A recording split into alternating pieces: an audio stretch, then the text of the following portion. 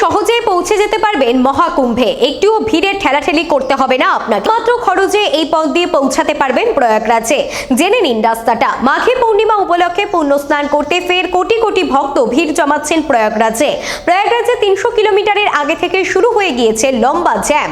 সূত্রের খবর, পরিস্থিতি এতটাই খারাপ যে 2 কিলোমিটার রাস্তা যেতে 2 ঘন্টা সময় লেগে যাচ্ছে। প্রশ্ন হলো, এমন পরিস্থিতিতে কিভাবে পুণ্য স্নান করবেন, কিভাবে ভিড় না ঠেলে সহজে পৌঁছাতে পারবেন ত্রিবেণী সঙ্গমে? জেনে নিন একবার।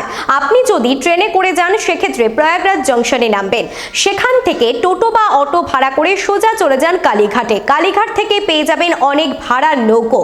এক একজনের ভাড়া পড়বে 500 থেকে 700 টাকা।